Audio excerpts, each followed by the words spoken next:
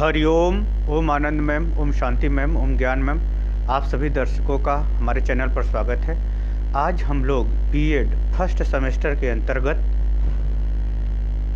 संविधान के माध्यम से धर्मनिरपेक्षता का अर्थ के साथ साथ उससे हमको क्या सीखने को मिलता है, कौन सा व्यक्ति का व्यवस्थित व्यवहार हो जाता है जिसके कारण से शांति, सुरक्षा और विकास का मार्ग प्रशस्त होता है, इसके विषय में जानने का प्रयास करेंगे हम लोग। धर्म निरपेक्षता कहें या पंथ निरपेक्षता कहें या अंग्रेजी में सेक्युलरिज्म कहें, बात एक ही है। धर्म निरपेक्षता का मतलब किसी धर्म का पक्ष न लेते हुए स्वतंत्र रूप से निर्णय लेना या स्वतंत्र रूप से व्यवहार करना, स्वतंत्र रूप से कार्य करना, यानी किसी भी धर्म के आधार पर न निर्णय लेकर के बिना धर्म के ही निर्णय लेना, उसको क्या कहते हैं? धर्म निरपेक्षता कहते हैं। यहाँ धर्म का तात्पर्य यह है जो हिंदू, मुस्लिम, सिख, ईसाई, यहूदी इत्यादि जो भी धर्म है उसकी बात हो रही है। पंथ की बात करें तो धर्म को मानने वाले जो समुदाय होते हैं, जो समूह होता है, हम उसे पंथ कहते हैं। यानी जिस धर्म को लोग मानते हैं उसको अनुयायियों को हम लोग पंथ कहते हैं। तो भारत सरकार के अंतर्गत संविधान में ये धर्म निरपेक्षता या पंथ निरपेक्षता शब्द को 42वां संविधान संशोधन 1976 में जोड़ा गया था इसको। जबकि ऐसी जो सोच है, ऐसा जो व्यवहार है भारत के मूल संविधान में भी था, बस इसमें क्या कर दिया गया, उस चीज़ को प्रत्यक्ष रूप से एक आधारभूत ढांचे में शामिल कर दिया गया। यदि हम पंथ निरपेक्षता या धर्म निरपेक्षता की बात करें तो यदि सामान्य और ठोस भाषा में कहें तो धर्म को राज्य से अलग करना, यानी राज्य से संबंधित, कानून से संबंधित जो भी गतिविधियां हैं वे सभी के ऊपर धर्म का या किसी विशेष धर्म का कोई प्रभाव नहीं होगा।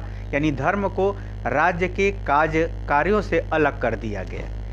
यानी कहने का मतलब यह इसलिए किया गया क्योंकि भारत एक विविधताओं का देश है जिसमें अनेक धर्मों के लोग रहते हैं, अनेक पंथों के लोग रहते हैं, अनेक धार्मिक समूहों के लोग रहते हैं। इसके कारण से भारत मानव कल्याण को ध्यान में रखते हुए उचित निर्णय ले सके, उचित व्यवस्था सबकी हो सके, इसके लिए जो है भारतीय संविधान में धर्म को राज्य से, यानी राज्य से संबंधित नियम, कानून, व्यवस्था, क्रियाकलाप से अलग कर दिया गया। इसका संक्षेप में अर्थ ये होता है, यानी धर्म को राज्य से अलग कर दिया गया, यही पंथ निरपेक्षता है या धर्म निरपेक्षता कहते हैं। इसका जो प्रावधान है भारतीय संविधान के अंतर्गत पहले से था, परंतु इस शब्द को 42वें संविधान संशोधन 1976 में जोड़ा गया। इसका थोड़ा सा और अर्थ देखते हैं। इस पंथ निरपेक्षता को शामिल करने के पीछे या जो धर्म निरपेक्षता या पंथ निरपेक्षता को शामिल किया गया तो किन अर्थों में शामिल किया गया भारतीय संविधान में, इसको हम देखते हैं। यहाँ से हम लोग अर्थ देखते हैं। इसका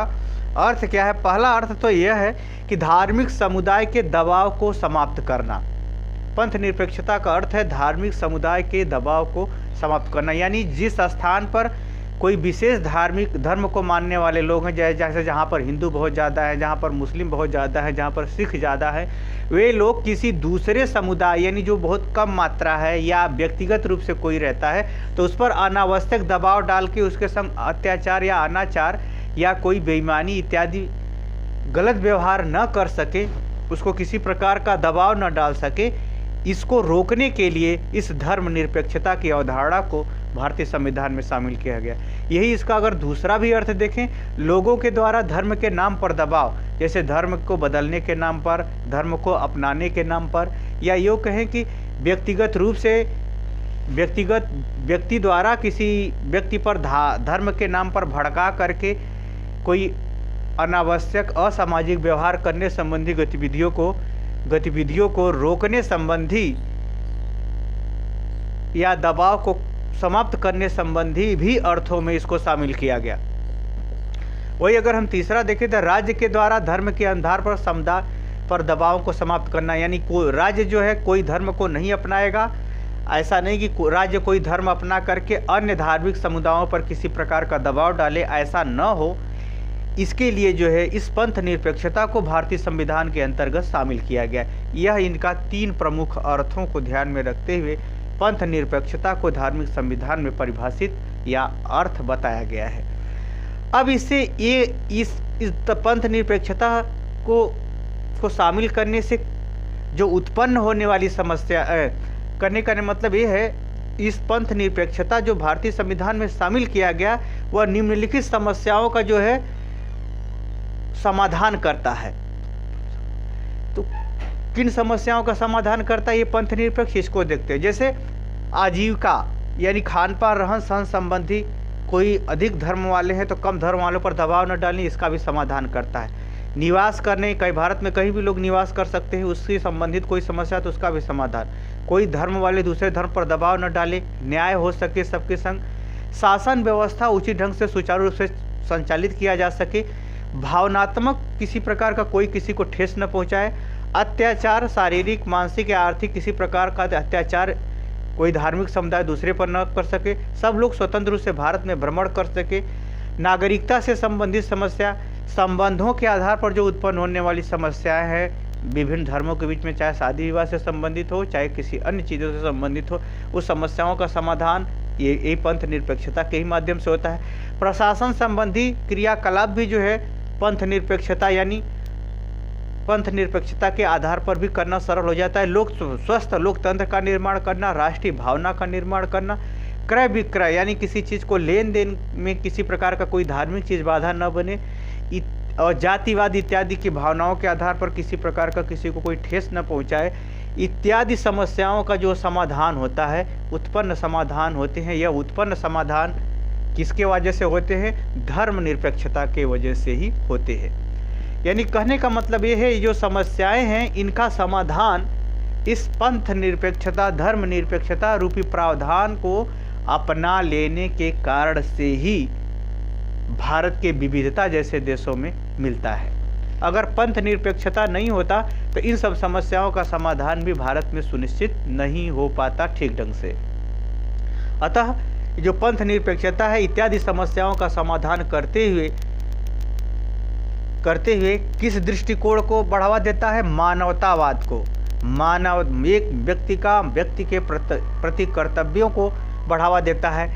यह इस धर्मनिरपेक्षता को अपना लेने से भारत के संविधान और क्रियाकलापों में वैज्ञानिकवाद को, समाजवाद को, आदर्शवाद को यानी उत्तम व्यवहार, उत्तम क्रिया, उत्तम निर्णय, उत्तम स्वरूप को बढ़ावा देता है, जिससे जन कल्याण निहित हो, जिसमें जन कल्याण क्या हो? निहित, सबकी भलाई निहित हो। ऐसे स्वरूप को धर्मनिरपेक्षता के माध्यम से भारतीय संविधान अपनाया हुआ है।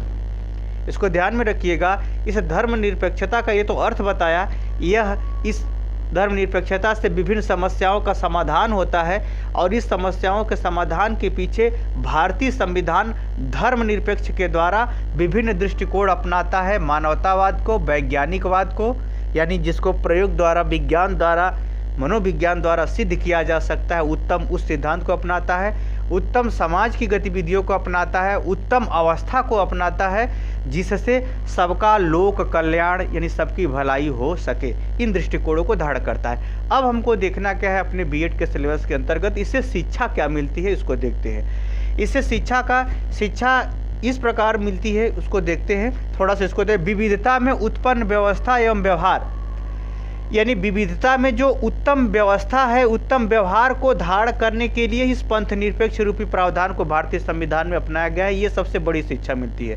यानी विविधता में उत्तम व्यवस्था एवं व्यवहार को अपनाने के लिए पंथ निरपेक्ष सबसे उत्तम चीज़ है, यह सीखने को मिलती है। फिर भी थोड़ा सा अलग अलग करके इसको हम लोग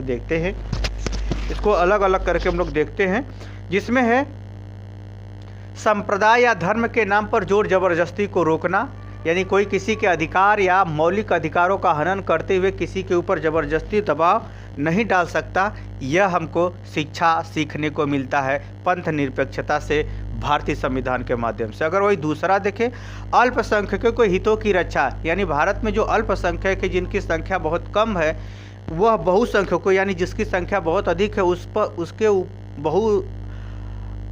बहुसंख्यकों का अल्पसंख्यकों पर किसी प्रकार का अनुचित दबाव न हो, या अनुचित व्यवहार न हो, इसको भी ध्यान में रखते हुए भारतीय संविधान धर्मनिरपेक्ष के माध्यम से अल्पसंख्यकों के हितों की रक्षा करता है।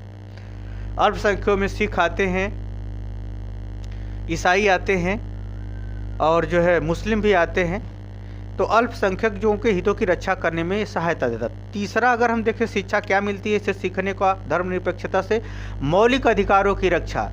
जो भारतीय संविधान में 6 मौलिक अधिकार स्वीकार किए गए हैं, जो अनुच्छेद 14 से लेकर के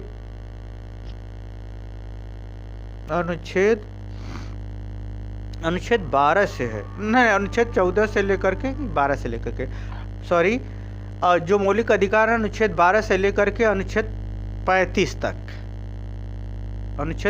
तक है। तो उनको जो है उनके संबंध में जो प्रावधान किए गए हैं स्वतंत्रता के संबंध में, समानता के संदर्भ में, धार्मिक स्वतंत्रता के संदर्भ में इत्यादि के संदर्भ में जो मौलिक अधिकारों की रक्षा संबंधी प्रावधान किए गए हैं, उनको जो है संरक्षण प्रदान करने हेतु धार्मिक दृष्टिकोणों से संरक्षण प्रदान करने हेतु भी पंथ निरपेक्षता हमको जो है जानकारी देता है। वहीं अगर हम बात करें धार्मिक प्रभुत्व को समाप्त करना, किसी शासन के माध्यम से, किसी समाज के माध्यम से, किसी संप्रदाय के माध्यम से कोई अगर धार्मिक प्रभुत्व जमाना चाहता है या अपने धर्म का प्रचार करके दूसरे को दबाना चाहता है, तो ऐसी कंडीशन में पंथ निरपेक्षता रूपी जो संविधान में प्रावधान है वही जनमानस के कल्याण के काम में आता है या उसको रोकने के काम में आता है। आगे है न्याय व्यवस्था को स्वतंत्र करना, यानी पंथ निरपेक्षता के माध्यम से विभिन्न धार्मिक समुदायों में जो उत्पन्न होने वाली समस्याएं हैं उनके लिए विभिन्न दृष्टिकोण नहीं अपनाना पड़ता, बल्कि सामान्य दृष्टिकोण, मानवतावाद, विज्ञानवाद, आदर्शवाद, लोक कल्याण को ध्यान में रखते हुए निर्णय लिए जाते हैं। वो किसी धर्म के आधार पर निर्णय नहीं लिए जाते, अर्थात पंथ निरपेक्षता के माध्यम से हम न्याय को स्वतंत्र कर सकते हैं या भारतीय कोर्ट या भारतीय संविधान स्वतंत्र रूप से निर्णय लेता है, वो किसी धर्म के आधार पर नहीं लेता। यह भी शिक्षा मिलती है देखने को। अगला है जन कल्याण को सरकार की आवश्यक शर्त, यानी पंथ निरपेक्षता के माध्यम से कुल मिला के सरकार या सुप्रीम कोर्ट या भारतीय संविधान के जो स्वरूप है वह जन कल्याण को ही सर्वोपरि रखा गया है। उसमें जो है किसी धर्म के आधार पर यह निर्णय नहीं लिया गया है, यानी सबके कल्याण के साथ ही सबका जिसमें कल्याण होगा वही सरकार करेगी, वही जो है सुप्रीम कोर्ट करेगी। इसलिए जो है जन कल्याण को सर्वोपरि रखा गया है, किसके माध्यम से? धर्मनिरपेक्षता या पंथ निरपेक्षता के माध्यम से। मुझे उम्मीद है कि आप समझ गए होंगे कि धर्मनिरपेक्षता का अर्थ क्या है, धर्मनिरपेक्षता किन समस्याओं का समाधान प्रस्तुत करता है और धर्मनिरपेक्षता किन किन बिंदुओं को ध्यान में रखते हुए कार्य करता है, और धर्मनिरपेक्षता से हमें कौन कौन सी शिक्षा प्राप्त होती है। आप इसे भी समझ गए होंगे। यदि आप समझ गए हैं तो कमेंट बॉक्स में मुझे ज़रूर बताइए। साथ ही मेरे चैनल को लाइक, शेयर, सब्सक्राइब भी कीजिए, क्योंकि इसमें तो पैसा लगना है नहीं, तो आपका क्या जाता है, थोड़ा सा आपका सहयोग हमको प्रोत्साहन मिलेगा। आज के लिए इतना ही। हरिओम।